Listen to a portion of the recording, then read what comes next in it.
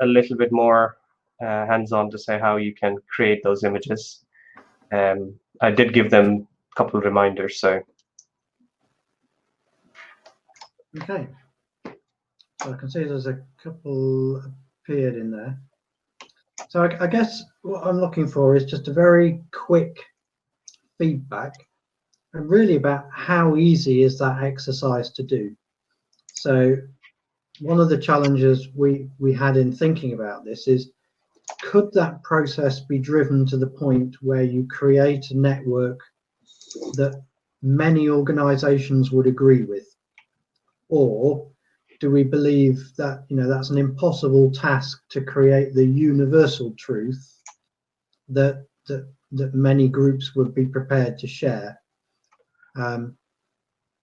So I'd be really interested in, you know, kind of your views as to how easy did you find that exercise to do that expansion, and do you believe that the end point could be a cross-organizational agreed view or not?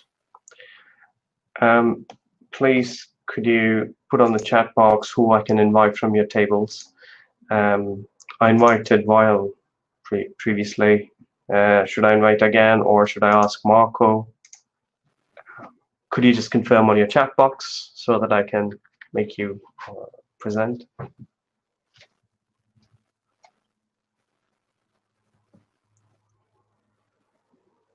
Okay. Okay, right. I think I'll ask Lawrence to go first, I think. And then we'll invite Steve. So let me share the screen. So,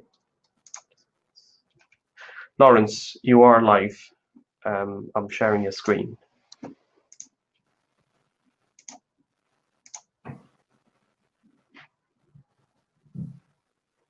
You're sharing my screen? Is this yours? That's not my group. No. Oh, sorry. Did you post yours? No, I'm about to post it. Can you post it, please, so that I can share it? When it lets me. I thought you had a lot of reds and lots of boxes and things. It was just to distinguish, so that anyone making any contributions knew they were. So that's where we are, Andy, with this. Okay. Okay, so the focus we were looking at, first of all, we were adding contexts for the damage mechanism. What you see down below the damage mechanism impact should probably go up the top along the side as a separate category. But basically, separating out the context for each of the clusters of information that's relevant to the degradation mechanism or whatever it is you're describing. So we're looking at temperature, humidity, the species in the air constituents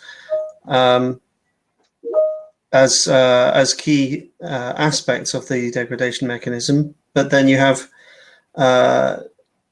different contexts for that information. So where is this actually taking place? What are the various attributes for the environment that creates this? So say, for example, what would be the angle of attack that the air actually impacts the surface?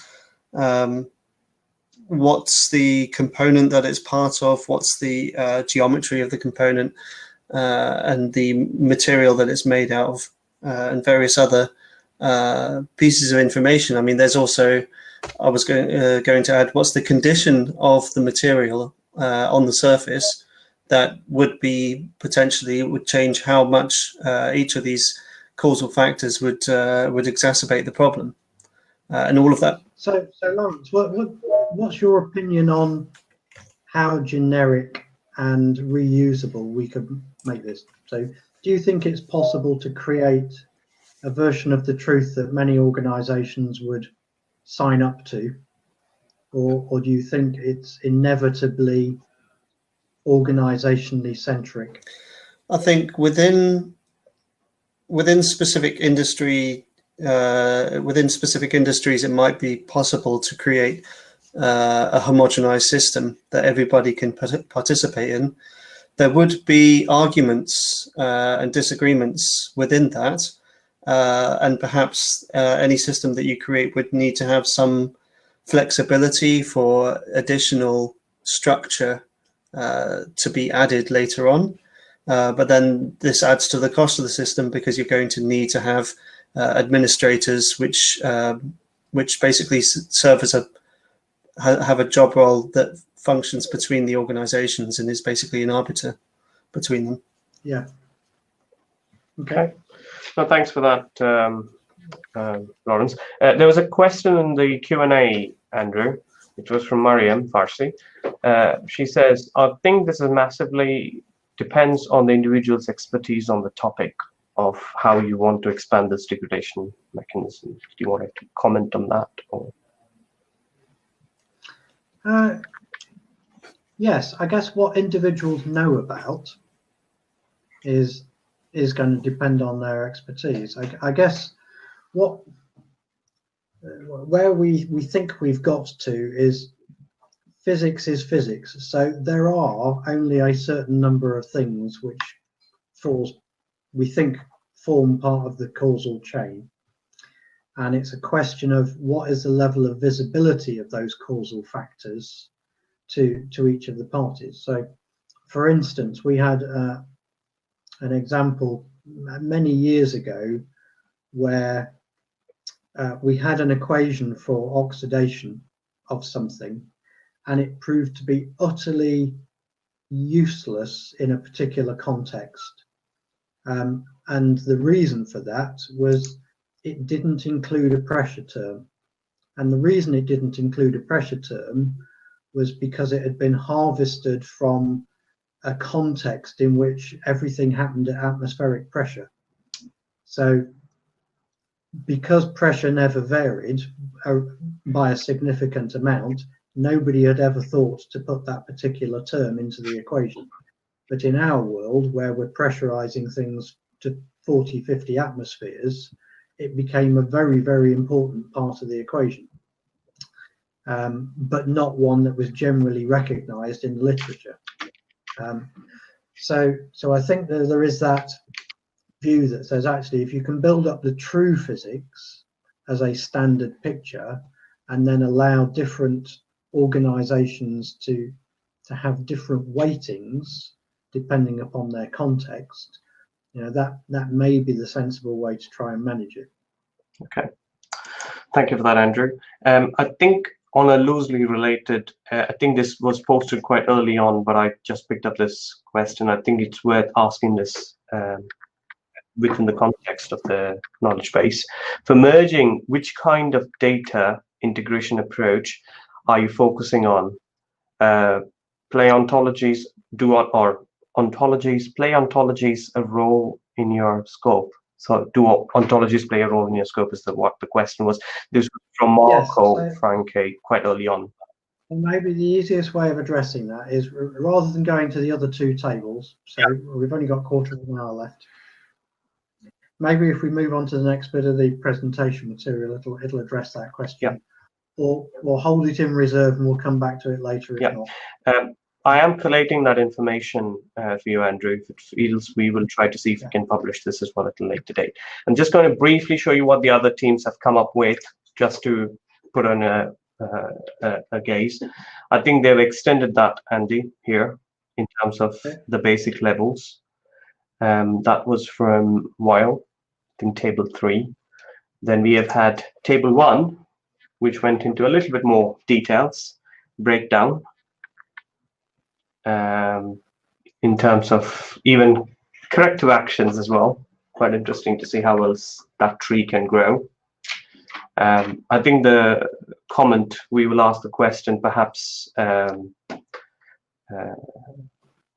the Q&A as a voting. I'll ask something so that we progress with your presentation. Okay, due to time, I'll ask it as a question. Please, guys, if you want to say yes, vote. If you don't want to say yes, don't vote. Okay, as simple as that. Thank you. Over to you, Andy. Okay. So now we come on to kind of addressing that question of how do we extract some of this stuff. So part of the problem we've got is you can think about various ways of creating this sort of knowledge base, but to address that problem of we only know what we know as individuals, we've really got to find some way of doing some data mining that tries to look across a whole range of content and pull it out. Now that data mining may well be done by humans. So we could employ a lot of skilled engineers to read a lot of old documentation and to use it to find the evidence for the causality. So the sort of problem we've got is, quite often most of what you know is written in some kind of free text format, and it'll be a whole mixture of things we thought we were looking for, things we actually saw, postulations or facts about why they happened, which will come with varying degrees of certainty. And out of that, what we'd really like to extract is a very structured and standardized data set. And somebody mentioned ontologies in the question, and very much that is the type of thing that we need to get to, where we know that a part can have damage, and damage can have an impact, and impact can happen to a part. So you're creating the structure that says these are the concepts of interest and the way that they are allowed to relate to each other. And then within those concepts, you have examples and individuals or instances, which says this particular instance of a part is has attributes of its system type is high pressure and turbine, its component type is blade, and its feature type is leading edge. And they may not be the words that were written in your original source, but they're the words that apply. So quite often we need to be able to understand that HPTB leading edge actually is describing that particular object. And if a different combination of words have been used to describe the same thing, that would be equally applicable to, and should be dragged onto the same concept node so that we can see these things happen. And you want to try and decipher the causality tree, but the causality tree may not be in the same order that the words appeared in the sentence. So again, it's a very non-trivial task to claw out of free text the actual causality which is inferred. And very often, pulling out the causality tree requires you to use some background knowledge. So things that are never written in a sentence, which you need to know in order to be able to decipher the logical order in which things should be. Again, because we've only got 15 minutes left, so I think it's probably easier to show you the rest of the material and do the exercise elements. So we've been working our way through what that set of connections looks like, and we've not yet fully converged on a solution. But one of the easiest ways of thinking about it is things have causes and things have the opposite of a cause, an inhibitor. So even in those few minutes that you had a go at the oxidation exercise, there were a combination of causal factors and inhibiting factors created. So we think as a base minimum that is caused by, is inhibited by, are likely to be two of the key things that we include. But then we'll also have to have things like has cost or has time scale or basically has an attribute. So we're still, frankly, to some extent, struggling a little bit with what is the simplest possible ontology that can be implemented to capture this data in a sensible form and in a form that allows us to build something we would agree with, at a cross-organizational level. So the simpler we can make the ontology, the less likely it is to create debate and division when we try and use it in multiple organizations. And then really the final problem, or the final part of the process, is around the curation. So having created some kind of input to the knowledge base, how do you make sure that it's managed? Because we will learn things over time. Our view of what is true or isn't true is likely to change. So we do have this issue of how do we go through the curation process and making sure that what's in there is actually believable and understandable. So the thinking at the moment is, we are going to start with some data sources. By some method, we will want to extract an understanding of the metadata, by which we mean what are the concepts of interest and how are they allowed to relate to each other. So by looking at more and more examples, we will discover what the underlying structure of the data actually is representing. But then equally, we will want to go and find the instances. So the individual examples of flanges can wear, flanges can suffer from corrosion, flanges can suffer from oxidation, and make sure that those individuals are called out and recognized. We're then going to have some kind of process to inspect and validate that extraction. So particularly if we automate it, but even if we have a group of 10 highly proficient individuals doing that extraction, they will disagree with each other at times, or they will choose to write things in a different way. So we're going to have to find some method of inspecting those extractions, normalizing and standardizing, and agreeing what we think that version of the truth looks like. That then allows us to update or create models of the individual instances and models of the metadata.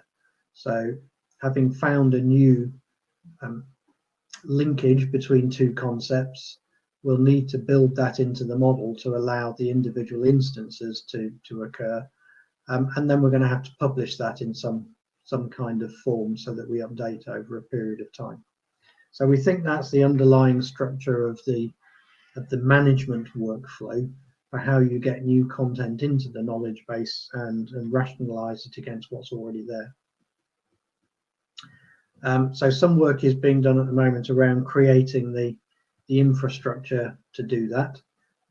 So we've got to the point where that exists, and we're just about to enter the phase where we begin to validate how well that actually works and how usable it is as a management system.